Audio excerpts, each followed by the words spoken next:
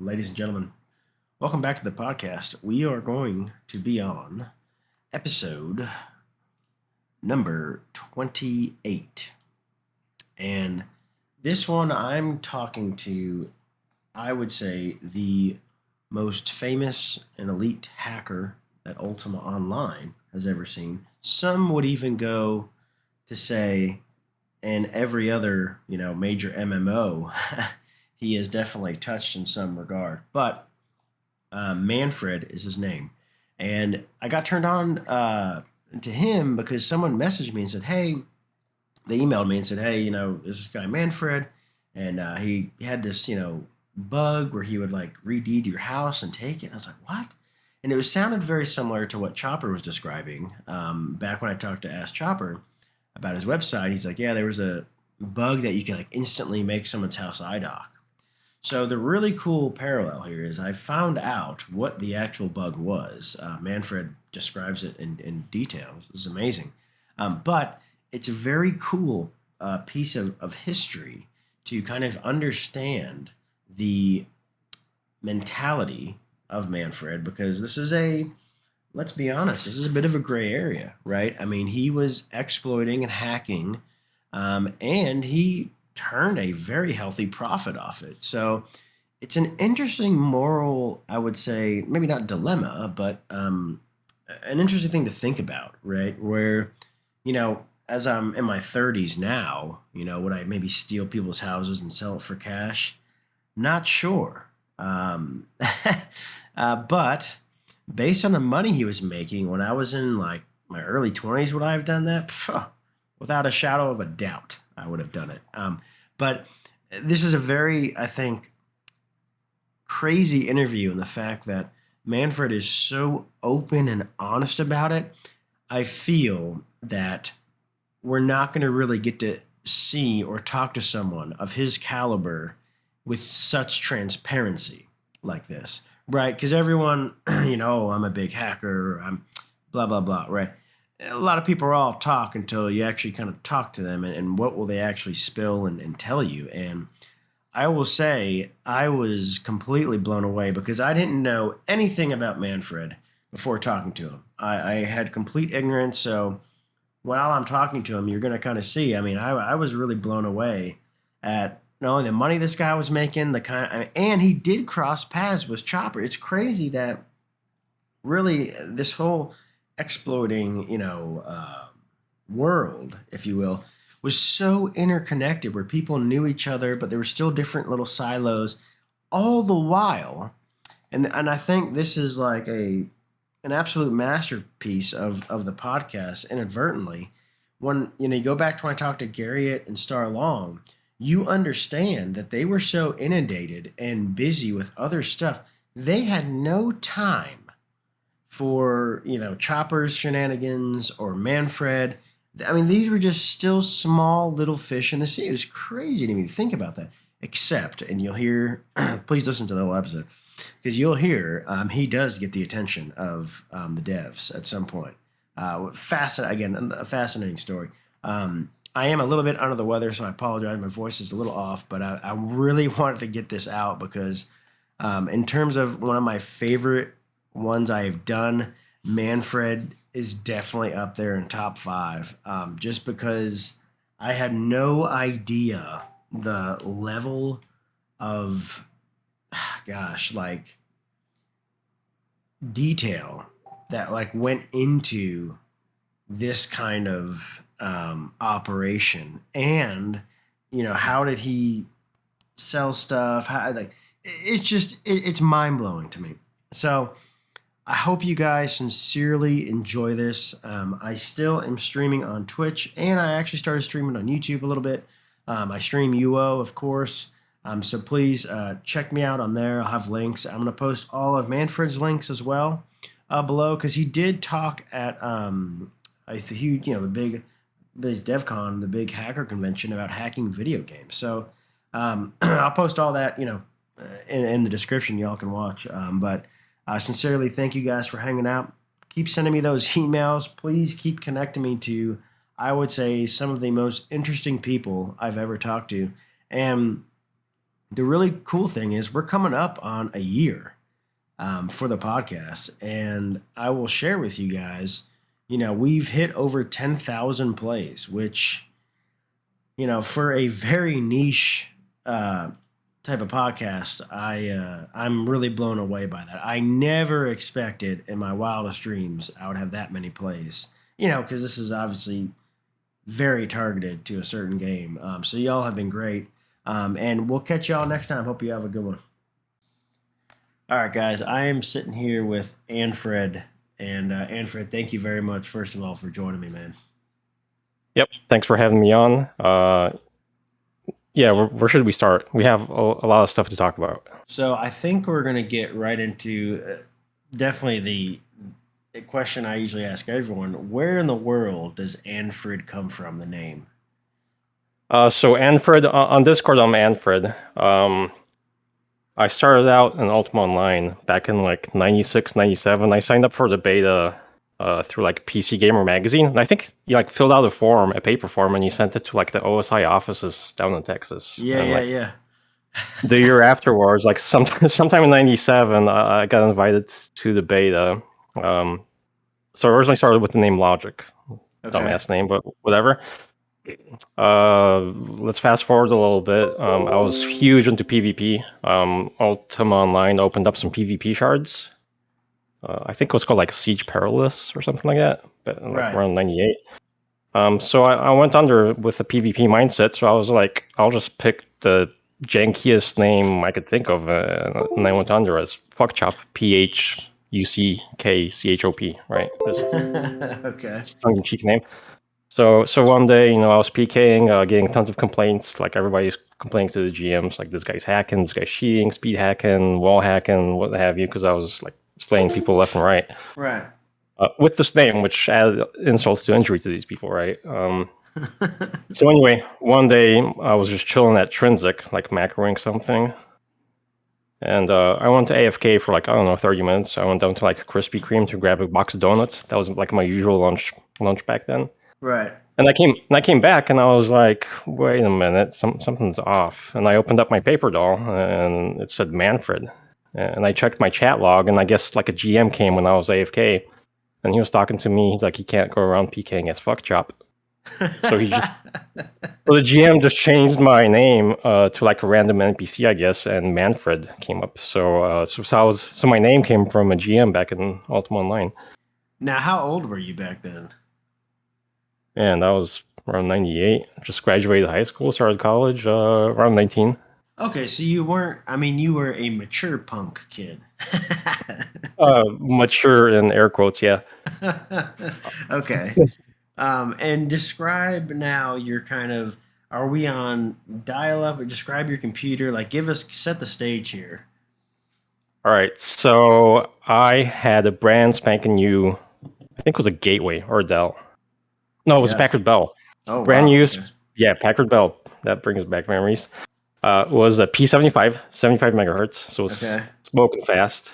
Um, yeah, whenever it rained in the game client, like it slowed my FPS down to like 1 or 2 frames per second. Yeah. And yeah, I was on dial-up. I think I started out with AOL, and then I switched over to like local ISPs. It's kind of funny because like AOL, I was getting really crappy ping times. I was getting like 250 milliseconds, which Wow. wasn't really great for PvPing and like running around, especially when in crowded areas when you were doing like large PV or PvP battles. Like Right. that kind of ping won't. You'll just die first. You'll be easy pickings. So then I hopped off AOL and then I was just shopping around like local ISPs. I just called them up and I was like, hey, what's your ping to like this IP? Because I was like giving them the IP of the UO server. So I just went with Right. so I went with the ISP with the lowest ping. And so I got my ping down on dial up to like 120 milliseconds, which was Wow. pretty good. No, that's really good. Now, are you on 28.8 or 56K? 28, Wow. 56K that was a luxury. Well, 56K, man, that was yeah, cutting edge. people forget, and I don't. Gosh, I don't remember because I only had my jump was 28.8, and then I jumped to like DSL. Like I never had 56K because I remember that modem was really Yeah. expensive. The U.S. Robotics one, wasn't it? I don't remember the price, but Yeah, I mean, that was my same thing. I jumped from 28 to DSL, and that was a game changer. Because I mean, on dial-up, you had to call the internet, which, as Right. stupid as it sounds right now, it's like it's always on right now, right? But back then, you had to call it up, and you had to listen to the stupid chirping sounds and buzzing sounds and all that. And Right. then you got connected. And then if like somebody tried to call you, you get disconnected because it would do that beep beep sound on the line, and the modem would like lose connection. So And it was yeah, it was the Stone Ages. and kind of walk me through because you pretty much it sounds like when you started playing, you came in hot and heavy, like PvPing. Where did that come from? Like, why did you want to do that? Let's see. So when I signed up for the beta and I got the beta disc in the mail, came I think early summer '97 is when I first got onto UO, Yeah. and I signed up. When I signed up for it, this whole new online gaming thing was brand new to me. I was like, "How does this work? Like, if I reinstall my client, does that delete my character? You know?" Right. Yeah. So I log in. I think I started out in like the main town, Britain, and I ran southwest, and then I got killed by like an ogre or something. Just clubbed me. I was like, okay. And then I was like, wait a minute, I lost all my shit. I gotta run back and like loot my corpse. I was like, this is pretty interesting because it just like stepped up the challenge, right? Because Right. it's like you die, you lose your shit. That got me really interested because it's like, I started out killing monsters, doing the mining thing like with everybody else, storing some coin, upgrading my gear. But then you go out and start PvPing, and then it's like no other game's done this before, but it's like you get an adrenaline rush. It's like you're fighting for real and you're fighting for your shit, or you're fighting for the other guy's shit. It's like it's Right. just a whole Yeah. different level. Yeah. Like right now, PvP in games right now is like, yeah, you kill somebody and then you like do a dance over their corpse, but everybody just respawns and it's all everybody's good and happy. But back then, it was like the real deal. You lost your shit. Yeah. And I think, and I've talked about this before. It's why with me, like, even on the current chart I plan, there's a lot of organized type events, and it just doesn't. It doesn't capture me, because it feels Yeah. very theme parkish. Yeah. Like because to be honest, and this is the unpopular opinion that I think is a stone cold fact that if I want to do organized PvP, I might as well play WoW, right? Because there's Yeah. millions of Exactly. people. You know what I'm saying. Like if I want to do that, me, I like going in the field because yeah, I have no idea what in the world is waiting for me around that corner. I have no clue, and I love it. Yeah, absolutely. Like when you go explore a new dungeon, like as soon as you walk in, is there going to be like a gang of PKs just completely owning you, or are you Right. going to go in and have a good time and like loot some shit? Like if you loot some shit, if you come back out, it was typical for PKs to like hang out at the entrances, and they get the fresh pickings with like all the loot. So Yeah. they camp out outside of the dungeon entrances. So I mean, yeah, it was the Wild West, like, and it was an adrenaline rush when you played that game, and no game since has, I think, replicated that. And what like were you like a macer, a swords? What did you gravitate towards? Let's see. I started out as a noob, and I was a noob for a long time, but I was a sword guy. Okay. Then I switched over to mage when I got the DSL. But but yeah, one of the things. So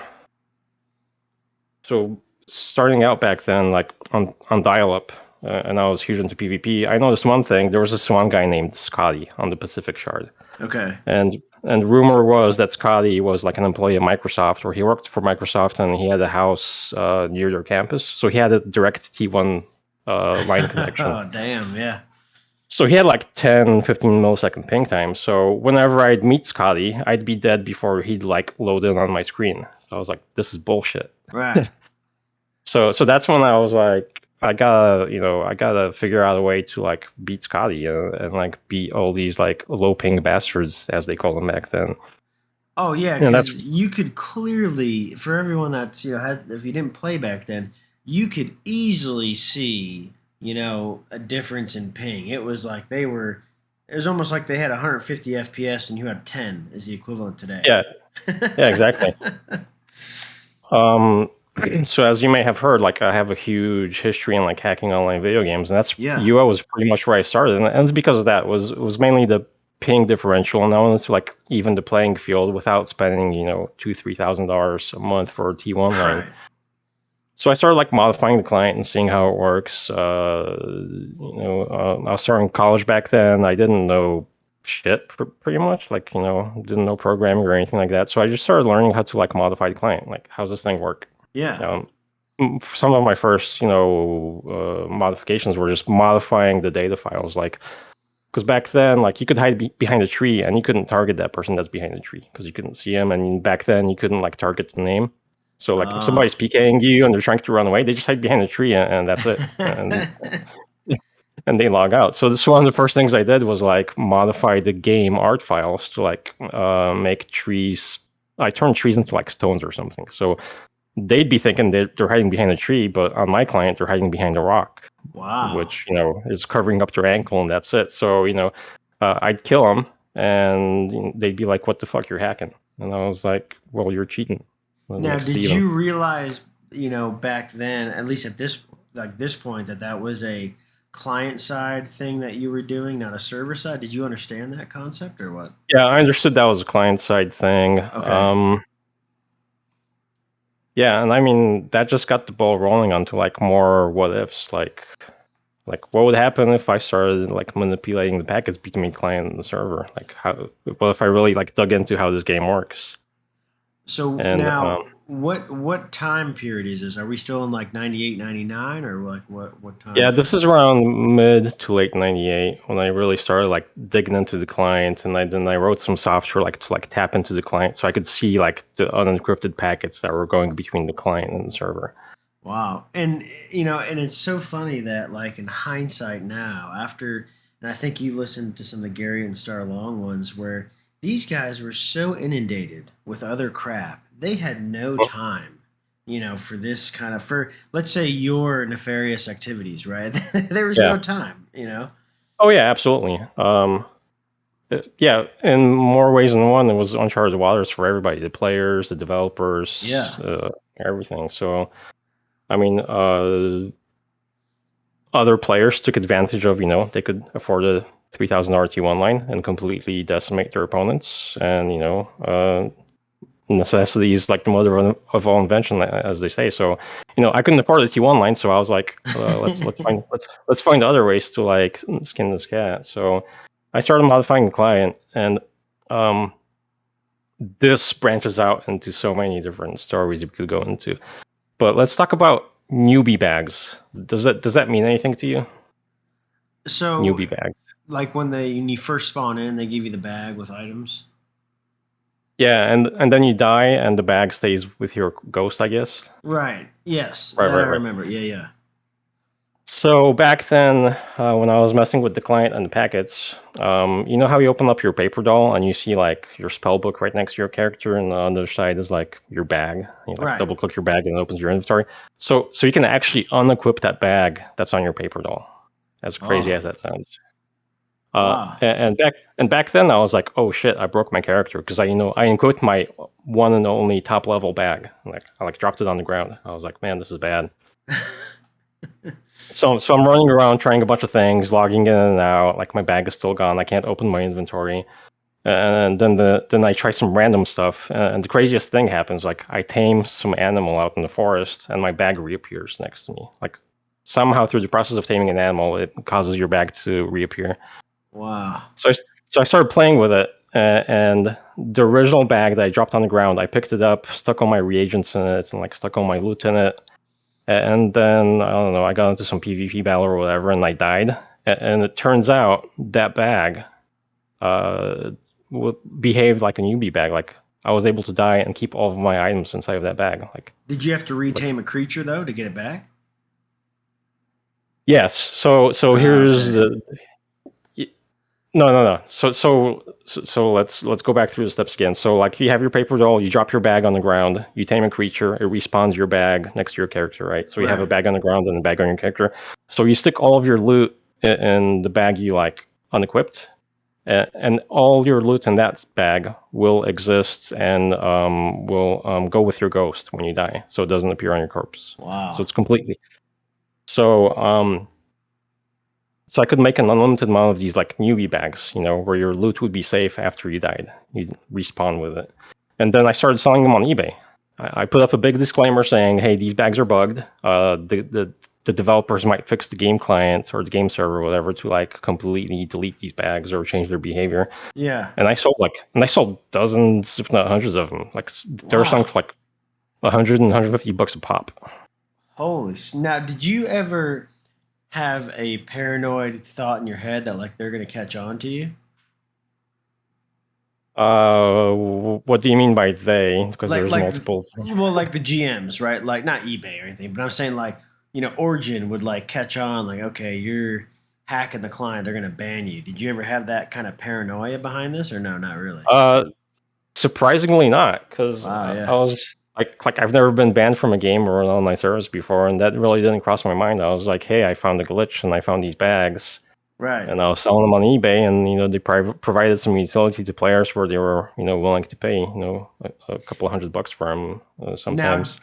explain too the crossover between what you were doing and then like the Ask Chopper website. So I think there's some history tying you guys together. I think. Kinda. I mean, Ask Chopper has a really good website where he basically farmed the community that they were sharing exploits amongst each other. But the thing about his site, I think he even had a private section. Like if you submitted a Yes. bug in private, you'd get like elevated to like this private status, and you'd only Mm-hmm. get visibility. You'd have like exclusive access to these bugs. But the problem with like sharing bugs publicly is they get fixed faster, Right. which didn't mean a lot in Ultima Online, because I mean, as great as Ultima Online was a sandbox, but it was also a sandbox for exploits. Like you fix one exploit and like five more others pop up. Right.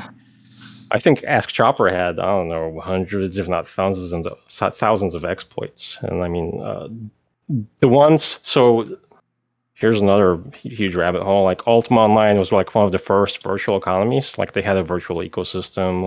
Yeah. Like so many deer spawned out in the land. If you wanted leather, you'd kill a deer. But everybody was like hoarding raw materials during the early days of the launch. So everything was killed off. The lands were barren. There were no deer to be found. The only way to like get materials was to like kill another player that killed like a deer or did some mining or And get something like their that. loot. Yeah. Yeah, exactly. So it was kind of a crazy time, So and I you so forgot. you Yeah, never like submitted something to Ask Chopper like to get access, or did you ever have that thought like, hey, you wanted to kind of see what they were doing or what? man, I forgot. I think I submitted one thing to get access to the private forums. Right. I have no idea what it was, but yeah, I did study like what was going on in public exploit land, and then when Okay. I was doing it early. But early on, I realized, if you go public with an exploit, it'll be targeted for getting fixed. So I was like operating with a buddy of mine, like this private research think tank for UO exploits. Wow. Now, what were you using back then? Like MIRC or like what Mm. communication? Yeah, so I was using ICQ, if you remember that. Oh yeah, Uh, yeah, it's like my I still social remember my security number. number. Yeah. Yeah, I still remember that number. It's like a 4-digit. Yeah, I had like a low number. I had like a 6-digit number, which is, Oh, I guess, I think mine yeah, was 8, maybe. I yeah, don't know. yeah. I think people still use them, and I think you can like sell your number on eBay because it's like a huge deal in some communities still. But Yeah. anyway, yeah, I was using ICQ and MIRC back then. Okay. Because yeah, I remember like, and I've talked about this. It still blows my mind. People don't understand like where okay, we had real time communication, right? Which you kind of had in UO. If someone's online, you're online, you can talk. Yeah, Great, yeah, yeah. right? No big deal. But ICQ, it was like I can message you offline. And I can send you a screenshot. Yeah. Right. Yeah, and I can also send you a virus. Yeah, exactly. Right? No, but like it was a huge deal because it was like, yeah, you could email someone, but already back then email felt like sending a postcard, right? Like I have no Yeah. time for that. I want ICQ so when he logs in, he sees this message, hey, I'm placing something on the vendor or whatever. So I want everyone to realize it was a huge deal, ICQ, for sure. Oh yeah, especially like when somebody logs on. I still remember like the notification, like when somebody logs on, it's like that tap tap tap sound. Yeah. somebody logs on. Yeah, I mean, yeah, real time communication, like real time notification of like when somebody's online was a huge thing. Like email was garbage. Like back then, like Yeah. spam filters were non-existent. So you open up your email and you have like 10 billion, I don't know, janky Now, ads for something. do you remember? I remember this was a huge thing, like duping gold. Do you know anything Mm. about that? Yeah, so on I think one of my like the first time I duped gold was like something I found on Ask Chopper. I think was a lot of those dupes had to deal with like server boundaries. Like so Yo was like this huge 2D map, but it was like the map was divided into like subservers. Right. And when you cross from one subserver to another, like if you're running from Trinsic up to Britain, you could tell because there would be like this lag spike when you cross this line. And like some of the early dupes were like you cross this server line and then you like disconnect your modem or something like that, and then you log in and then so you drop an item on the ground, you cross a lag line or a server line, you disconnect your modem, you log back in, and you have your stuff on you still, and And then you it have the stuff on the dropped. ground. Yeah, so you dupe like that, and there was I tons never of got that to variations. work. Yeah, like I remember that being if it was probably I mean who know hell I don't even remember when I saw I was a punk kid. I remember seeing that I'm like oh okay and I tried it like 10 times. I'm like well this ain't working. I just kind of gave up. Yeah, there were like a ton of variations of them. Like the one I got to work reliably, and then one I used to like dupe a bunch of castle deeds, which is another funny story. Because if you dupe an item, like it retains the same ID. Like if you look in a database, it has the same ID. So Right. those would get consolidated, and the dupes would get deleted. So you had to kind of respawn the item to give the deed a different ID. So try to make this kind of understandable and short is so this dupe was similar to the server line dupe, and that is you'd open up a portal. What the hell were they called? Moon portal? Like I the gates come out. Yeah, the vast world portal. I Yeah, yeah, remember like yeah. the spell name, but The I moon can't gate. remember what the hell the Yeah, yeah Moongate. yeah. So you'd open the Moongate to a different server, and then you'd like drop your item, go into the Moongate, and as it's loading, you disconnect your thing, and you log back in at your starting point, and then the thing that you dropped on the ground, you'd pick it up, and then you have two of those. So Wow. anyway, I was doing this with a castle deed. And so what I did was I placed the castle on some land, and then I deeded the castle back up into my inventory. So that would change the deed's ID. Oh, okay. So that way I was able to like dupe castle deeds, do the Moongate portal trick, dupe, come back, and I'd have two castle deeds with separate IDs. So I did this a few hundred times, and a castle deed was worth, I don't know, like 1 million coin back Oh then. yeah, I think it was a million. Yeah, that was intense. Yeah, it's just so I had like billions worth of UO gold, and I was eBaying that left and right. Like at some times I had like, I don't know, 30, 40, 50 auctions going up at the same time on eBay because I think a Wow. million gold was selling for like $100 or something like that. So it was pretty good money, especially back when I was in college. So explain, and this is kind of a well, at least to me, I really like. You rarely get to ask people this. How did your lifestyle change as you were selling more and more gold? Like what? Give me, what was occurring in your real life. Uh, you know, uh, Paid my way through college basically by exploiting Ultima Online. Wow. Um, so that was nice. I mean, I got to play UO. I got to learn cool shit in college, and then I got to learn how to exploit, online games like UO. So it was like a win-win-win. It was Like were amazing. people like were your parents? Did they know? Like did people understand? Like you started, or this was just done totally in the dark. So I told my brother what was going on. I told my mom, and they were like, "Is this illegal? You gotta stop this right now." Right, right, They're yeah. they're they were just freaking out. So after that conversation, I just kept it kind of secret-ish. Mm-hmm. Well, see, like I So, would I mean, think, like, holy crap, they're gonna sue me, right? Nowadays, I would think that. Now, back then, hell, I wouldn't even conceptualize that. Did you ever think that they would come after you, or no? so I've been exploiting games from like '97 to 2017, and around the time, so back then the game companies weren't selling gold to players. They weren't selling castle deeds for like cash. Like you Right. couldn't go on some UO website run by Origin back then, and you couldn't like enter your credit card information and get a castle. So I wasn't competing with their business model. And I So want so everyone to realize too There was a time before DLC in cash shops, and it was glorious. Yeah, it was amazing. You got your stuff from exploiters and hackers, and But go but ahead. anyway, Sorry. Yeah, yeah. so as time progressed, game companies were like, hey, players want stuff, and as bad as pay to win is, like some companies just straight up went pay to win. Like if you want a level 50 sword, you can buy a level 50 sword. Right. Uh, Eh, so when I was hacking those types of games where they had pay to win, I was like, I'm competing with their business model, and I'm not feeling so good about this. And that's when I jumped out. Like in 2017, I called it quits. I was like, this is getting too hot. I'm starting to compete with the business model of these games, and right. I could get in trouble. So I just tapped out. So, bring me back too. So you're playing. You play on Pacific, right? That's what you said. Your shard, Yeah. and that's where you stayed. Yeah. I stayed on Pacific pretty much all the time. I briefly went on the PvP shards, the Siege Perilous or whatever the hell it was called. Yeah. But yeah, my home was Pacific. Okay. And walk me through like the different stages as your. I mean, we talked about the real life stuff, which by the way I find so fascinating because Yeah. no one really talks about that. Like, hey, you paid your way through college. That's a big freaking deal. Like, I mean, that's a really cool fact. Now, describe to me your in-game status. How did that change? Like, were you, it's like kind of like the guy that robs the bank and buys a Ferrari the next day in the IRS, right? Finds out. Yeah. How are you acting in game? So yeah, in game, I ran with a small crew, and all we did was,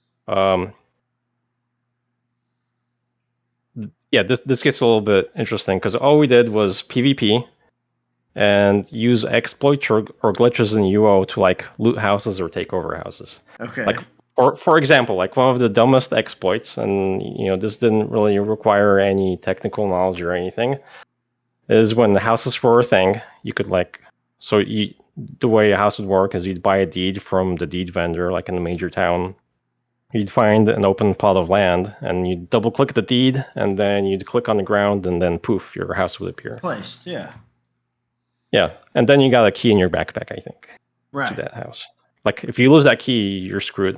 Like whoever holds that key, that's their house. So Now, you don't remind lose that key. me because this was a little bit before my time, because I didn't play that far back. What Yeah.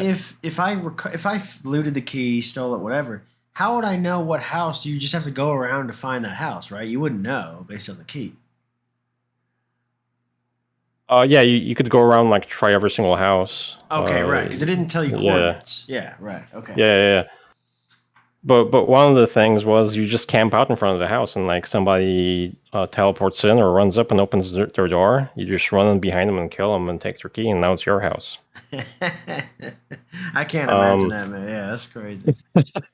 but so some people got really quick. They teleport in, they'd run inside their house, they'd lock the door, so they'd be safe. Right. But there was this really dumb exploit, like so when you get killed, you become a ghost, and I think if you're in attack mode, other players can see you as a ghost, and if you're not in attack mode, then you're running around invisibly, I think. Yes, I don't that's know. right. Yes. So anyway, uh, so as a ghost, you just run up to a house and stand in the doorway, and you be invisible. So when somebody opens the door, they can't close that door because your ghost is blocking the door from closing. As dumb as that sounds. Oh wow. Okay. Yeah. So if that happens to you, if you run into the house and you can't close the door, you'll get that sinking feeling because you'll know you're getting set up for a raid because it's like, yeah, there's a fucking ghost blocking my door and I'm about to get raided, which is what usually would happen. So, yeah, so I'd sign up for a second account. I think that's when I upgraded from like my P75 to a P133, a 133 megahertz machine. So I had Okay. my old 75 machine running with a different account. So I'd just, run ghosts around and like block doors. And then I'd be like on IRC going, hey, I blocked the door over here. Let's go raid this house. So, Oh my! And you you couldn't know, ban back then, or no? no, you couldn't ban back then. That Oh was my later on. Yeah. gosh! Wow. So you'd be screwed. Yeah. I mean, because like I'm just telling you, like like even the shard I play on right now with my guild, like there's a strict rule in all of our guild houses. Like you walk in, those doors close. I mean, immediately because we've Yeah. had people stealth in and then they'll just wait and then kill everyone. I mean, it's insane. The level that people will go to troll. So I cannot even fathom not being able to Yeah, yeah. ban. Yeah, I think they introduced bans pretty quickly, like within a month. Because for like a Yeah. month, it was open game. People were getting screwed. People were complaining on the forums. It was, they were crying murder. Because I mean, it's a huge deal. Because like the only place you could store your stuff was in the bank, and I think you could only hold like 125 125 items. items. Yeah. Yeah. So everybody was just, stacking bags in their house. And if you take over a house, man, you struck gold. It's like you grab all the reagents and you grab all the, ingots for crafting and you just make your way out. And, we had a house that was like loaded down with like hundreds of thousands of reagents, Well, ingots, that was what I was going to ask. Did gold. you have a castle like that you stored everything in, or what? Yeah, we had we in the swamps above Trinsic, we had I think we had a tower and like three keeps around it. So we had like a private courtyard. Okay. Now, did people Yes. start noticing? Like, I assume, like, usually in UO, at least on the map, like, and I want to set the stage too for everyone to realize, like, and I'm talking classic map back in the day. If you had a million people playing, I mean, every shard obviously was less people, but it felt pretty much alive. Like, you would know who is who. I mean, right? Oh yeah. Yeah, yeah.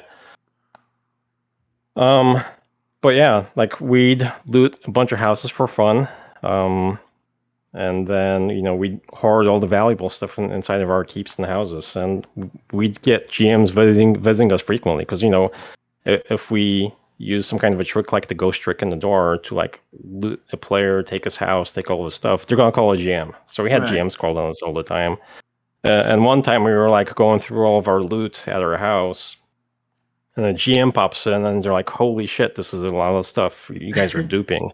The GM goes crazy and just starts deleting everything or packing it in Whoa. his bag or whatever. And we're like, no, we're not duping.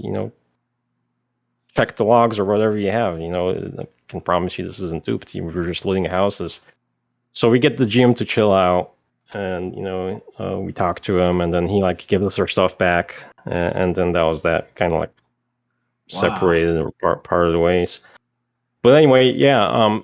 So as time went on, like bugs to like loot houses or exploit mechanisms to like take over a house, Yeah. they'd show up on like Ask Chopper and stuff like that. The GMs, or I mean the developers, would like fix these methods.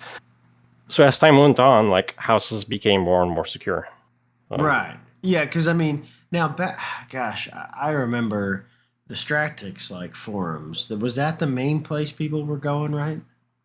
yeah, Stratix, I think. I don't know. Yeah. Yeah, Oh, dude, it's yeah, turned into it's a dump now. It's like the biggest trammel. Like if you say anything, I think if you say Feluca, like they instant ban mm, you. mm, that's hilarious. I don't know, but yeah, it's basically a far cry from what it was. Yeah, back in the day. But Yeah. okay, so take us through. Yeah, I mean, like, so you're amassing items. Like, did it ever feel like you had too much stuff, or like, what's the end game here? Like, what do you kind of think? Oh no, I mean, for whatever reason, like hoarding was like my thing. It's like you go out PK and you hoard. I don't know why. That was the game loop. It's like you kill somebody, you take their shit, and you take it back into your house. It's like some weird, Right. weird ass game mechanic. But what I was getting to is like houses became more and more secure. And around this time, I had the client taken apart pretty well. I was able to like intercept packets between the client and the server. So I was like, I started looking at houses at the packet level, like, what happens when you ban somebody from your house? Like, what happens when you place a house and then you deed a house? Because you could place a house and then like double click on the sign, and then you could like click a button to deed the house, which would mean it would like return to paper form back in your inventory. Okay. So one day, my buddy was at work, and I was just fucking around with houses and how they worked, and then, to my surprise, I was able to like deed other players' houses, which would Wow. so if you wrap your mind around this, like you got your player with their now secure house because the developers like locked down the mechanisms behind the house and all the exploits are pretty much fixed. Yeah. So people are hoarding stuff inside their houses, and then someone like me comes along and I double click their sign and send a packet. and their house disappears. Like all their shit falls to the ground slowly, and then you can go around and like pick up whatever they had in their house, and then you also have their house deed. Wow, and this is kind of where we intercept with Chopper. Is I remember, and even to this day, Chopper was like, yeah, there was a bug that we tried reproing that the the way it was submitted, it was said that it made your house instant IDOC, and then you could delete it and move it. Now hearing you say, I am, well, I guess I'm 99% sure it was probably yours, but game of telephone, Yeah, right? Like it just yeah. filtered down differently. So Ask Chopper, yeah, he was seeing things correctly ish. Like, so we were doing this for I don't know a couple months, pretty stealthily. Like we'd run around and we'd look for IDOC houses that were like in danger of collapsing. Just to give some background, like when you place a house and you don't log into the game and you don't like open the door, that house starts to decay, and like over a period of I don't know 7 or 14 days. Like if you don't interact with that house will go into a stage known as in danger of collapsing, which means if you don't log in within like 24 hours or maybe 36 hours or whatever, that house will like disappear and all your Right. stuff will fall to the ground. That's a way from keeping people that don't play the game anymore. They won't tie up the land, because the land was a very scarce resource and a highly valued Sure. one. So they didn't want people like logging in, placing a house, and then just forgetting about their account. So Right. house was decayed. So originally we'd go around and we'd look for houses that were in danger of collapsing. Like we modified the client so we didn't have to like click on every single sign. We just run around and the client would tell us like, "Hey, there's a house over here and it's in danger of collapsing." Wow. Now, So, see, you were so to, smart because you targeted IDOCs already. yeah, so we just deed those houses instead of like waiting around and waiting for like massive people to like wait for that house to collapse, because this stuff got around. Like, if a house was in danger of collapsing, people would tell their friends. They'd be like, "Hey, there's gonna be a loot party here when this house collapses Right. sometime." It's like a pinata, right? It's like Oh the thing yeah. explodes. Yeah, the thing explodes and all this stuff falls on the ground. So we'd look for these houses and we'd be like, "Yeah, we'll just start sniping in danger of collapsing housing because nobody will And who's really going to notice." report you? Right, because his house is going Yeah, to. exactly. Yeah. Damn, And smart. if you Yeah.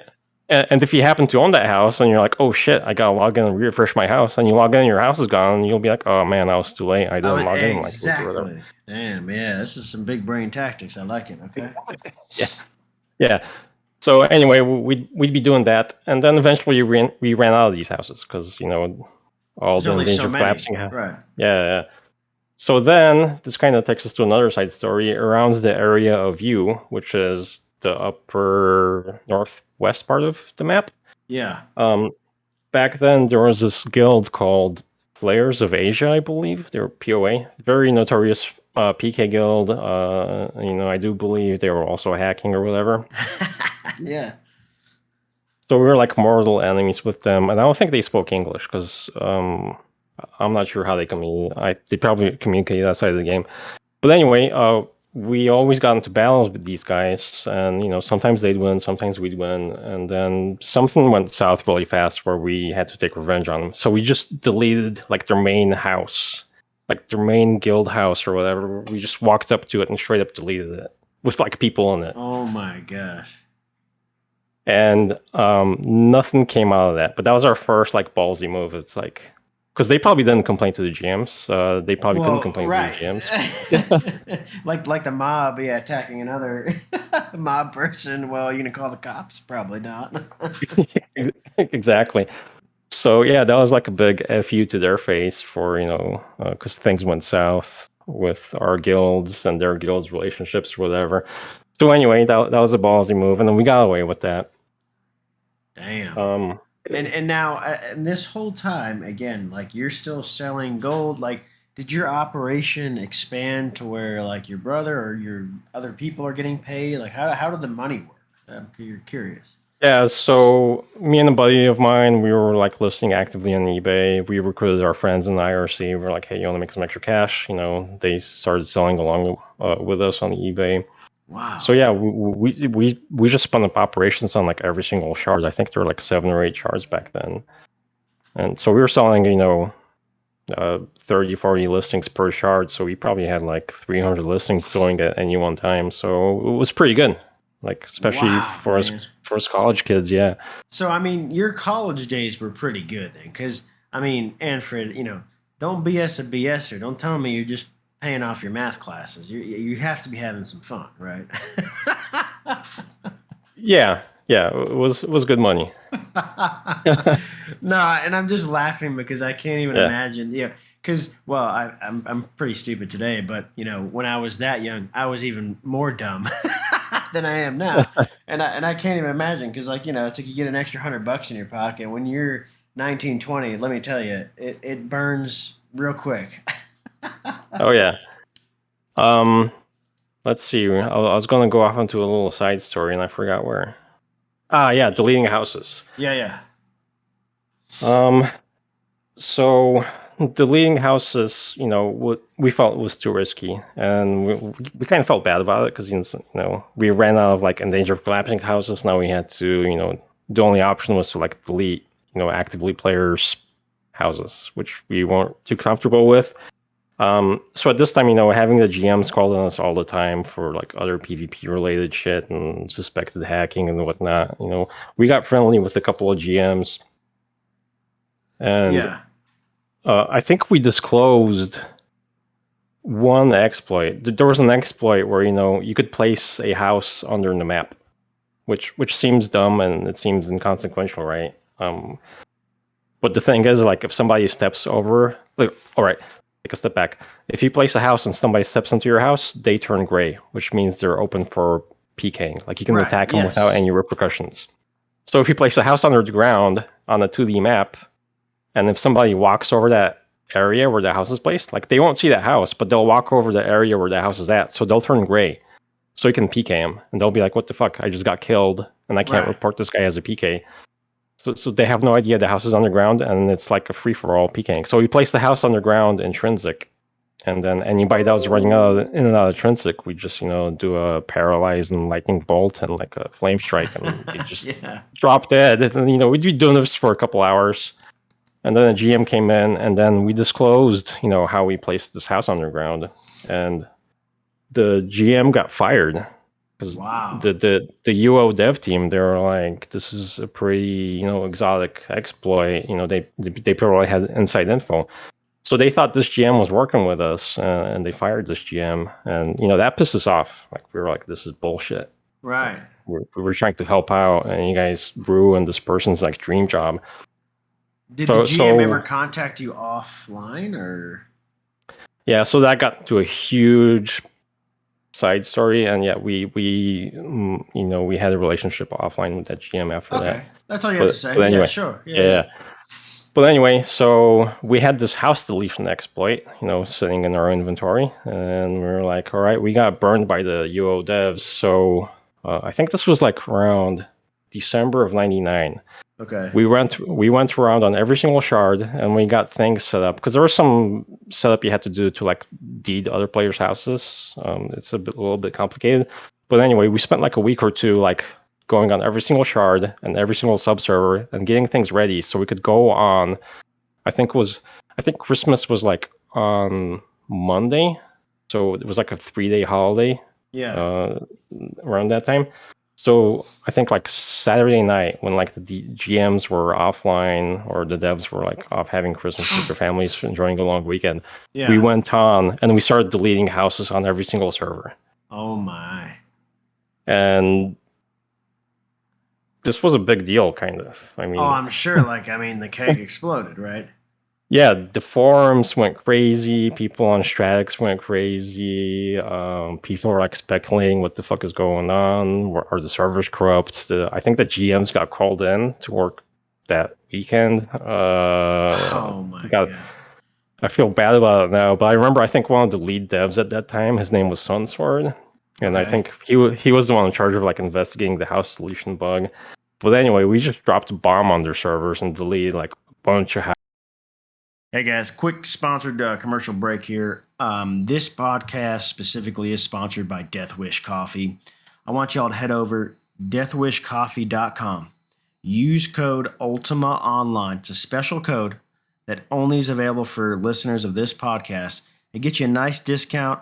Look, the fact is, I'm sure everyone drinks coffee. I know I do. I use this product. I've been using it for about 3, 4 years now. I've been sipping Death Wish coffee. It is unbelievable.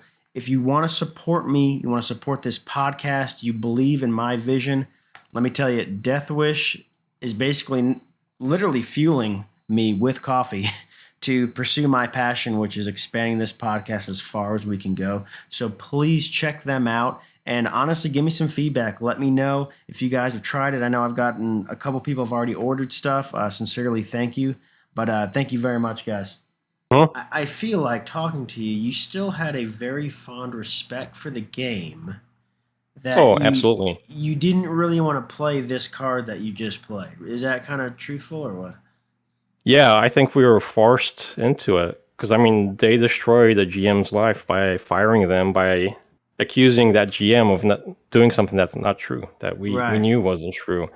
Um, I mean, in doing so, they in their eyes they ruined our reputation. They're like, you guys didn't create these exploits. You guys are just working with this GM to like get some inside information out. Right. And here we are, just trying to help them. We're, trying to throw them the olive branch, be like, hey, here's the exploit. Let's Man, work and on I this. don't even remember hearing about this house deletion. So they call the GMs in. What's the kind of end result here? So yeah, I'll send you the story. I found this story on archive.is, and there was like a huge write up by Sunsword about it Really? and Oh, about I'd what love. they Yeah. did. Yeah, after this podcast, I'll send the link to you. Okay. But anyway, the outcome was they, I think around Monday or Tuesday, right after Christmas, they rolled back the servers to the weekend prior. So they rolled back. Yeah. Okay. So they rolled the servers back like 3 or 4 days. Yeah. So in the end, was like no harm, no foul. Like people that played over the weekend lost their shit. Um, uh, but What did you that's feel how. about that? Like, what did y'all think? In a way, we were like, oh shit, this might be bad. And in another way, we were like, actually, so going back to that, we all quit UO right after that happened. That was like, we just dropped the Molotov cocktail on the servers, And that was so it. to speak, Wow. and then we walked away. We walked away into a new game called Anarchy Online. Wow. So you were done with you. Now, explain to me too the and see again this, for everyone listening, we all remember when we were 19, 20. Because I'm thinking, as a guy in my 30s, the financial aspect, right? Like, man, this is some decent money. How could you walk away? Back then, it was like, you know what, screw him. I'm just gonna Oh, right. walk. Yeah. So, I'll correct myself. Walk away in air quotes. Like we didn't play the game anymore. We didn't PvP. My friends, silently still sold stuff on eBay. Some of from our Okay. stock Yeah. that we had. I had boats all over the place full of castle deeds, so I was, tapping into those and still selling on eBay. But like my relationship with Yo back then was listing shit on eBay, logging in, and like delivering to the players, and Did then it logging feel out. like a business though, like Manfred? Like, did you like? Because I play UO just for the enjoyment. I've never really had a. I mean, I guess I stream online, so there's a small financial right like thing, but not Yeah, to your level, right? Like, I'm not thinking about that subconsciously. Did it feel like a business, or like, did you ever get tired of it, or what? yeah. Back after the house fiasco where we deleted all the houses, yeah, it turned into a business. Like we just list stuff on eBay, log in, and transfer, goods to the players. And it kind of that kind of mentality, of games are a business, kind of carried over to like every single game we played since. Because Wow. like I was saying, like we quit and we played Anarchy Online, and the same kind of story unfolded.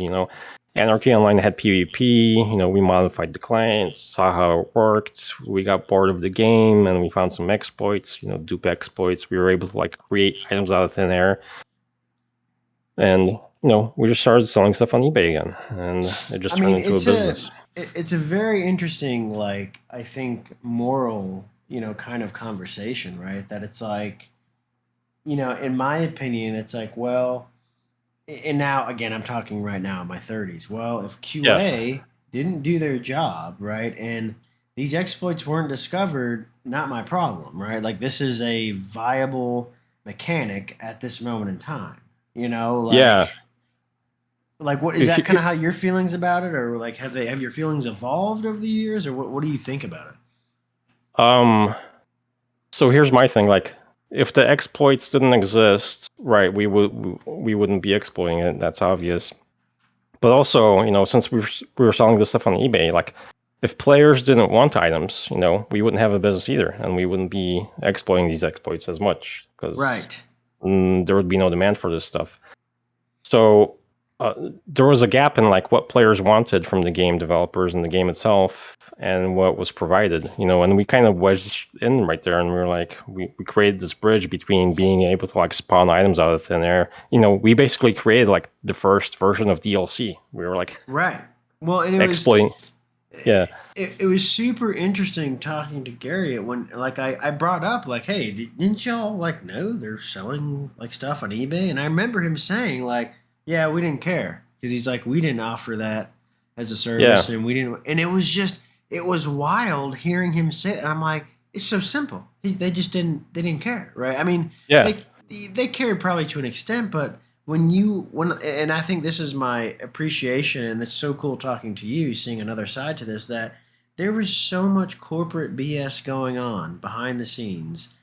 There's just not enough resources to deal with you and your crew doing it. Ash Chopper right. posting, but I mean, there's just it's too complex, to do this, Yeah, yeah, and it's almost like in my head, I think about it. I'm not gonna say that the game was doomed from the start, but perhaps this is why it was so ambitious. Is this why no one has ever tried this again? You know what I'm saying? Like, it's crazy. yeah. I mean, so I have huge respect for like Ultima Online, the development team, Richard Garriott, and all that. I Yeah. played his games when I was like growing up in the '80s, like on my like Amiga 500. I was playing like Ultima Underworld Wow. or Ultima 4 or whatever. Um, but anyway, like Ultima Online was way ahead of its time. Like Right. I think games coming out in the next few years are gonna mimic what Ultima Online tried to do, and I think with all this crazy blockchain stuff going on, and then like players owning their assets and players being able to sell their assets within the game client, Right. like imagine if Ultima Online came out right now and it was like blockchain enabled, where you could like sell your epic crafted swords to another player for a few bucks. Like the game would be Yeah. huge. It would add a whole new angle to the game.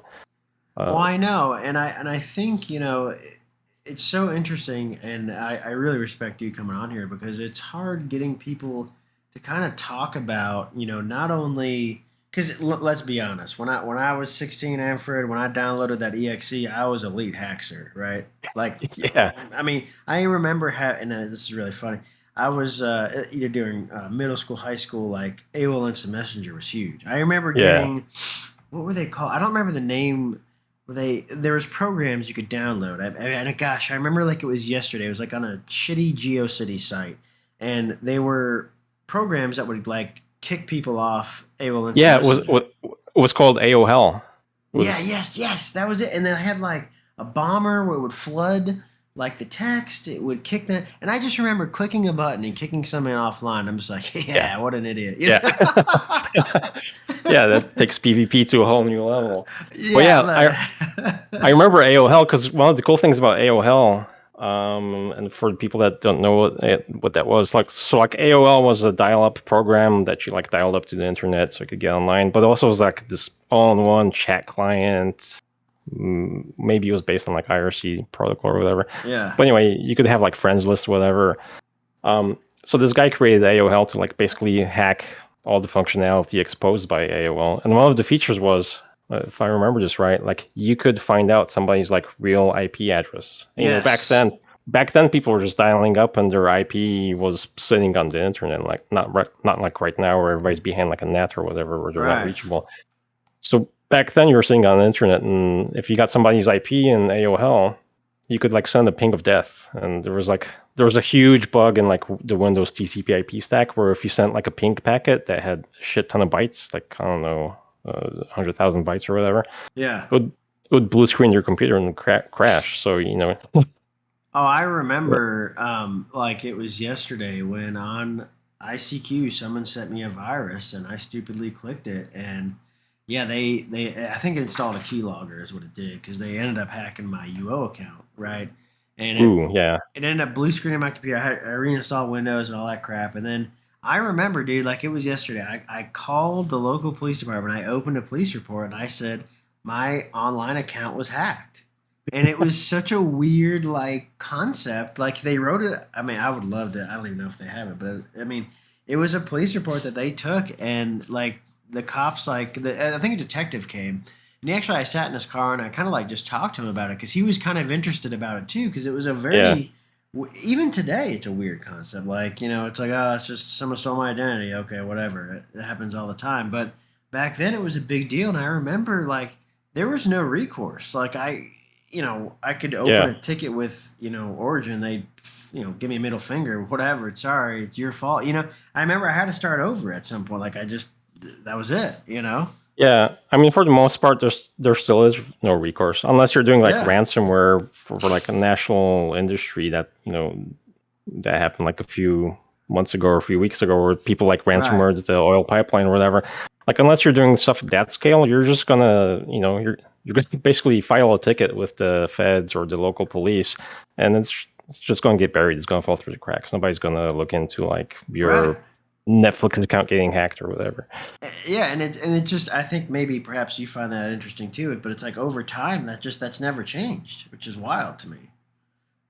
Yeah. Where Because I was I mean, gonna go back with this? back Yeah. then, late '90s, yeah, who the hell cares? Sorry, kid, you lost your account. But that happened all the time on ICQ. That like you could, and I remember after that, I was very cautious who messaged me, what I clicked on, right? Like it really opened my eyes. That was a good learning experience, at least for me. Yeah. So the business side of things and the legality and the ethics of it, I always felt like I was on the right side of the law, and ethically I felt so too. That I was on the right side because I was just providing a service to the players that the game companies weren't providing. Oh, Um, okay. to give you an example, there was this huge case in Las Vegas where like somebody was playing video poker, and they were, I don't know, they got angry or something. They started mashing buttons on the poker machine, Yeah. and like a debug menu came up, and they were able to like change the payout table. So Oh, damn. they did this, and they made a shit ton of money, and this went to court. The company that ran these poker machines, they said, you broke the law, you were stealing, it's grand larceny or whatever. Right. And the judge sided with the person. They're like, this person was using functionality exposed by the machine, Right. and that was it. The judge let him go. Well, I know. So in It's a, like if the bug exists, it's just a matter of time before someone finds it. And if you didn't do your due diligence as a company and you've exposed this risk, then the burden's on you, the company. right. Right. So I mean, stealing money from a video poker machine is 100% unethical. So it turned out to be illegal. The Right. ethics and legality of things don't necessarily overlap all the time. Yeah, I think I'm in a weird space with that too, where it's like, while I think, taking people's houses for me personally, I don't know if I could do it, but I say Yeah. that though, Manfred, I didn't have that ability. I'm Right. saying this in Yeah. hindsight. Now, Yeah. if I'm 17 and man, your house is loaded with juice and I could take it, Mhm. man, I probably would have taken it. Or yeah. If you had that ability and Right. like if somebody PK'd you and they were a dick about it, you'd follow them back to that house and be like, haha, I'm gonna take everything you have. Right. So yeah, I have to really put this in perspective that yeah, for sure, I would have opened that door and taken everything I could. There's no doubt because, and it's interesting, as I've gotten older and supposedly wiser, as I play UO now, like I am still, and I call loot juice, but I'm addicted to the juice in the game. Like Yeah. if I Yeah. love it, like man, it's so weird because in your brain there's only a finite amount of items or things that are possible, but the randomized things on someone's corpse is just it gets me every time. I love it, even if I'm looting an empty Yeah. freaking bottle. I love it. Yeah. I mean, other players are basically like NPCs with like Yeah. epic loot. But so I haven't played UO, I don't know, in like 15, 16 years. I logged in briefly in like 2003 or 4. It was the last time I Okay. logged in. But I noticed you still play it, right? Well, and man, so I do, and I need to get this guy on the podcast. I've kind of lost contact with him, but he developed the classic UO client, right? And this client is like, dude, I get 250 FPS in UO now. It's like silky smooth. There's grid looting, and Fred, I'm telling you, it's Nice. like, dude, it jumps it to this, like year where you're like, wow, okay, this is great. Because without this client, there's no way, man. I'm playing with 15 FPS, chugging along. Yeah. Yep. But But now, yeah. do you miss it like at all? Like, do you ever think like, man, like I want to get back involved and maybe not just Oh, UO, but like your antics before? yeah, 100%. Like, I know a game like UO is going to come out again because I mean, UO, like I said, was way ahead of its time. It's like this huge sandbox where players basically created their own reality game Yeah. society ecosystem or whatever. Um, and that really hasn't been done since the scale. Like EverQuest came out, and everybody's all the games, all the MMORPGs are basically a clone of EverQuest these days. It's Yes. like it's the same game loop, nothing too creative going on. So I think games like UO sandbox like games will start coming out again. Well, and I Um, think, and I think this is an interesting topic that, well, and I have kids because I really connect with this. Is there's a game called Roblox, and I'm sure you've heard of it, mm, mm, right? That is a yep. very similar kind of parallel to, and this is how I'm going to tie it into UO. Like my daughter, for instance, she plays. There's like a dancier, blocks off game where it's like a dancing game, but she's role playing the whole time, whether it's Right. she's playing house with people, or she's dancing in this, or she built herself like a little house that other people can see, and then they buy things in her house. Like it's very similar. It has the building blocks to UO. I don't know. Does that make sense? Yeah, yeah, makes sense. And like UO, like most of these games these days, they have instances, so you have like unlimited land and unlimited resources. Like Right. UO was, you got a map, and that's all there was. It's That's like it. Yeah. was its own country. Well, I Um, know, and I think like because I quit after Age of Shadows. Age of Shadows released, and yeah, I remember saying, "Why did they Diabloize my UO?" yeah, right, That's yeah, literally what I said. I'm like, if I click a single click a weapon and it's like these 18,000 stats, I'm like, this is stupid. I'm like, if I want this, I'll just play Diablo because that's what yeah, Diablo yeah, offered. You know, I yeah, mean that's why I quit after that. I was just like, well, it didn't appeal to me. I don't know.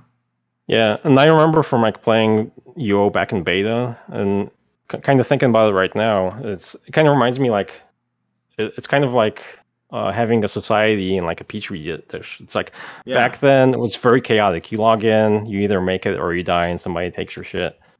So like these little cliques of factions started forming, and there was no guild systems. You couldn't like go to the website and create a guild, or you couldn't use an in-game menu to create a guild. So people would like dye their capes or their clothes in a certain color. So you'd have the blue people that would like all hang out with the blue people and they'd protect each other, and then you have like people with red capes that would fight with the blue people. So it was like the early Right. days of civilization where people would like band together to protect their little society, and they'd they'd roam and invade other housing areas and guilds and stuff like that. So it was very interesting to think back on it right now. Well, and you'll probably find this, and I'm sure you're going to go down an old, your own rabbit hole. So good luck and God bless on that. But what I'm saying is, current day with like I play on Outlands, there's about 2,000 people playing. Right, it's a custom map. It's very similar to the UO stuff, but it's the most popular one, and it's been around now I think over 2 years, and you're starting to see some of the economy stuff come full force where they ran out of land. There's no more Yeah. spaces for housing, and now housing has just started exploding in pricing. And it's like Wow. it's so crazy to me. Like, and I really feel for the devs of any game like this, where how in the hell do you balance this like real world economy to scale? It's because the number one variable is people, right? Yeah. Yep. They have because in Outlands they have tons of gold sinks, right? So it's like Yep. when you farm, they have really good. They have actually the best I've ever seen on a free shard. Like things where, hey, I have to spend money to upgrade this, and that means I have to keep farming, and it's like this Yep. endless loop, right, to keep people hooked. But they're running into the same issues that happen in UO, where it's like, okay, we're out of land. Do you have a land expansion? How do you solve Right. the? Yeah. It's just so intricate, right? Yeah. It's really interesting. Like, yeah, in-game economy is like the number one factor is like the demand for items in the game, and that comes from like how many players are playing the game. Yeah. Um, but um, I remember reading a bunch of articles by Raf Koster, if you know who that is. He Yes, was like, I do. yeah. Um, and I don't think it's a problem they ever solved in Ultima Online because UO was supposed to be this closed off ecosystem with its own economy, and they had to fudge things. Like originally, like so many animals would spawn, and the spawn rate would be very limited. Right. But one of the things they noticed is like people realize this and people just started hoarding stuff because they're like they know it's not an infinite Yep. resource, so they're going around in the forest and killing every single deer they can see because they know the stuff they get from it is going to go up in value. So you get this hoarding, which is like you call it juice. You Yeah. get addicted Oh to the yeah. juice and you fill your house up with bags from floor to ceiling. Well, yeah, and I And then remember like Garrett saying exactly what you said. He's like, we never imagined that everyone was just going to go out and kill every deer that was spawned. Like we didn't know that they were going to do that, you know. And then even fast forwarding it to today, every free share that has existed runs into the same, you know, issues, yeah, and they just choose to tackle it in different ways, but it's still like the same issues, you know, no matter if there's, you know, obviously now there's way less people playing, 2,000 people compared to 2 million, it's still the same thing. There's yeah, issues. yeah, 100%. But I Um, but mean, but no, so again, you know, just to kind of bring this full kind of circle, I appreciate you kind of coming on here and just being very authentic and transparent, because it's very hard to get people to come sometimes share some of the stories that may not be as popular, because you know there are blue players in UO that are going to listen to this and say, oh no, this is yeah. completely wrong, you know, this, you know what I'm saying, like, you know what I'm getting at. Yeah, yeah. I mean, I've spoken publicly about this, under not my real name, but I've had people come up to me and be like, "Hey, you're a freaking dick. Why were you doing this? What about the other Yeah. players?"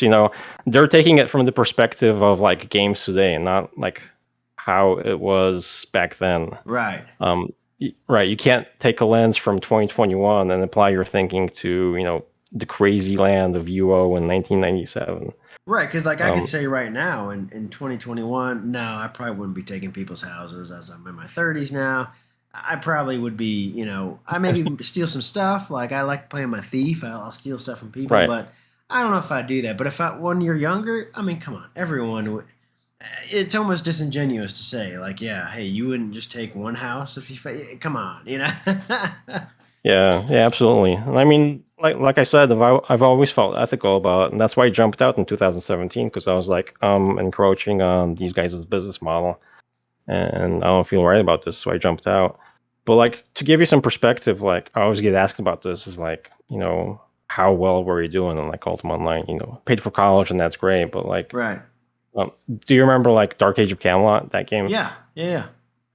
Did you ever play it? Out of curiosity. No, so I never played Dark Ages Camelot. UO consumed a lot of my time. When I was done with UO, I did some free shard action, and then I got hooked on EverQuest 2 very heavily for a Oh couple yeah, yeah, yeah. years. Like extremely hot and heavy. That game, and I don't mean to get into this long tangent, but long story short, there was a PvP side of EverQuest 2. There's PvP servers. And Yeah, I played that, dude, and it wasn't UO because like people would drop plat when they died, but it was yeah. still had some of the like sweaty palm moments, and I loved it, man. I was really Yeah. addicted to it. But go Yeah, ahead, so yeah, like yeah, Dark Age of Camelot came out, I don't know, 99, 2000, 2001, sometime around then. I forgot when. yeah, It was kind of similar to UO in gameplay. It had PvP, it had raids, you could build housing, I think. So it had some of the elements of UO, but it was slightly more nerfed. Like players were more protected. Like I don't think you'd lose everything off of your Right. corpse. I don't remember. But anyway, that was a hot game. A lot of people played it, and I found like an exploit in that game, like a dupe. Like I was able to create like infinite amount of platinum, whatever. So I was selling that on eBay. And that was bringing in like 10 grand a week, just to give you some Wow. perspective on this Holy shit. crap. And that dupe exploit actually lasted for 10 years, which kind of blows my mind thinking back about it. Like Man, I they, really got to be honest with you, Manfred. I think I'm just going to say 20. If I was making 10K a week, I may have been in yeah, a ditch. Like yeah, I, yeah, I yeah, think I think back yeah, then my mentality, and I'm like, good lord, like today's day and age, I'd be fine, right? I know how kind of the world works a little bit. I can balance a yeah, checkbook, but back then, good grief, I don't even know if I'd know how to act, proper. But that's yeah. But wild. so that was back then when the game was hot. Like it tapered off quickly. Like because most MMOs, it's like it's hot during the first year, maybe first few months, and then Right. everybody gets bored of it, and they move on to the next hot thing. Because I mean, MMORPGs are like used to be coming out like every year, so people Oh get bored of yeah. stuff and move on. So yeah, that dropped off quickly. But I mean, yeah, it was a good business, and that kind of stuff exists in every single online game, and the only reason I was able to exist is like these game companies again to kind of drive the point home is like they weren't providing the service to the players that they wanted and that they wanted to eBay to like Yeah, and this is something I'll share. I've never shared before, at least on a podcast. But back in the day, and it wasn't too long ago, maybe 10 years. Hell, I don't remember. But I used to actually bought in World of Warcraft to sell gold.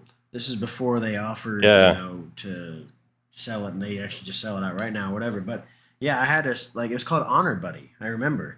And yeah, I would set up like two accounts. They would do their runs. I had the routes pre-programmed, and then I would take that gold and I would sell it to like a Chinese reseller, and he would yep, like buy it from me for I don't know, like quarter, half of what And I wasn't yeah, making.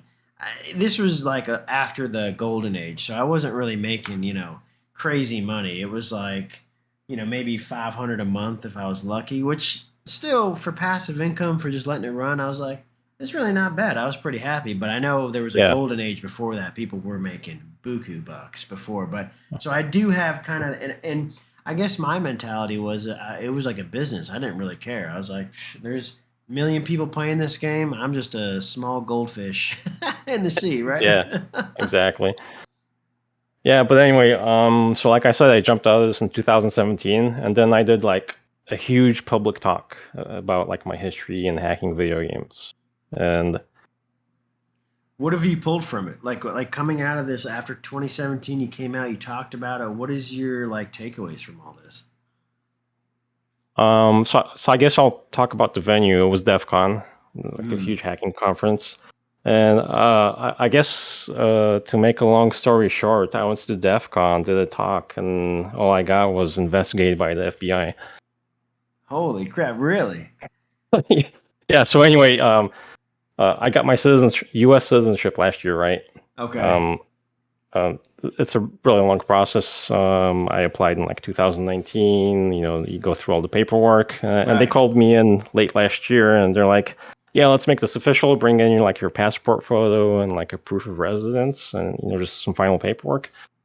So I go into the immigration building or whatever, sit down, and they sandbag me. They're like, "Are you Manfred?" I was like, "What the fuck?" Oh my god. Okay.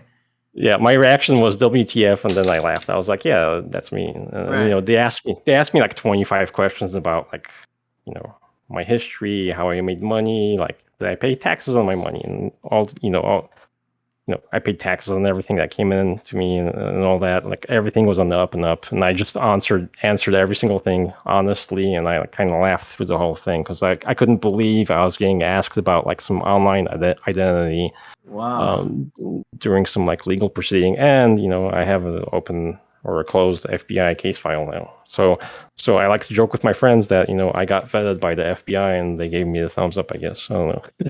Wow. That's truly interesting. Yeah. Well, and you may laugh at this too, but um, there is a question on certain government documents that they actually will ask you, "Are you a part of a terrorist organization?" That is a Yeah. legitimate Yep.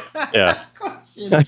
And I'm like, wow. I'm like, has anyone ever just said? But there's also the question, like, have you ever done like marijuana? Right? It's kind of the gotcha Right. Yeah. question. If you don't answer honestly, and they find out, you're screwed. So you might as well answer honestly. 'Cause, Yeah. So um, so so I was honest throughout the whole process, and I was honest when they brought up the FBI case file. right. I think most people that speak at DEF CON or high-profile hacking conferences get investigated by the FBI, and I just thought it was another interesting and funny thing in the life of like hacking online games. So what is like your parents thought of Oh, this too? the other side point is I'm super glad I got out in 2017 and I wasn't competing with other businesses bottom lines, because that would have made things legally more interesting. So I'm glad I followed my instinct and my ethic compass, I guess, whatever you call it. So if But I'm reading between the yeah, lines, what you're saying is if you would have stayed in and maybe someone who didn't have an enjoyable experience after. yeah. I mean, there's a few high-profile cases. If you're familiar with FIFA Online, Yeah. they have these things called FUT coins. I think it's like FIFA Ultimate something coins. Okay. Yeah. You upgrade your players, and EA sells these coins directly to players. Right. Yeah. Um, Yeah. so some guy like hacked FIFA, and he was selling the coins outside of EA's ecosystem, and the hammer came down on him big time, like legal wise, penalties, fines. The Wow. guy ended up committing suicide. It Oh was my so gosh. bad for him. Yeah. So yeah, 100%. Follow your moral compass and don't fuck with another company's business model. Well, yeah. But Well, really, it's the classic case of, hey, I'm making EA shirts for my local neighborhood block party, and I'm selling them for $10. No one cares, right? right. But now I'm selling 1 million of them for $10. Well, guess what? Yeah, when you Yeah. start affecting their bottom line, they're gonna care Right. real quick. Yeah. Yep. So yeah, it's definitely a very interesting story, and I think in 2021 it's definitely a new era. Do you ever miss it, like not the financial part, but I'm just saying like the hacking aspect? Do you miss that life or what? So I'm what do you call 'em? Migrated to cybersecurity. So I've always continued hacking, and I spun up a new company now that's revolves around gaming economies and things like that. Okay. But in terms of missing it, I'm always tinkering with things. I don't go full on Bakuru Banzai and hack things. Right. But I'm always a tinkerer, and I'll always figure out how things work. And if I find something that's gonna break something, I'll talk to the developers about it. Um, Awesome. So but you're in ter- reformed now. Yeah. oh yeah, well, um, but so coming back to where games are going now, um, so this crazy thing. I don't know if you noticed this crazy thing called blockchain happened. Yes. Right. Yeah. I'm familiar. Okay. And it's similar to how kind of UO worked. Like you had a key to your house, and if you lose that key, you lose your house and all the possessions. Same thing in blockchain land. Like if you lose your Your private key to wallet. your Yeah. wallet, then you're fucked. So all these hacks are coming out against people and their private keys and their assets that are hidden behind these private keys. So there's a lot of freaking hacks and people getting hacked in blockchain land, and especially with like tokenized assets. And as games go towards tokenizing video game assets, I think we're gonna see the same history replay itself again. Because Yeah. blockchain is the wild west again. It's like there's no clear laws about it. Like if you lose your Well, private key, I yeah, I've kind of heard the IRS is starting to get interested, right? Especially with the whole oh yeah, high profile things, and I'm kind of curious when obviously Uncle Sam knows there's a ton of people not paying money on gains or yeah. whatever. How does that affect it? Because I read something on Twitter. There's a guy, his name's the Lazy Peon. He does like MMO Mhm. like review. He's actually a really good like MMO review kind of YouTuber. And he mentioned something that like he's like, I think there's gonna be an MMO coming out that's blockchain based. And just like you're saying, and he was like, I'd be really interested to play something like that. So I do think it's possible in the future for sure. Oh yeah, it's 100% going to happen within the next few years. Because like blockchain games are typically card games now. Just I don't know, because I guess they're easy to make. But Right. I think the concept of MMORPGs, and I listened to Garrett's podcast, and he's correct. Like the UO team invented the term, massively multiplayer online role playing game. Like Right. that's going to get a lot of hate, but it's true, right?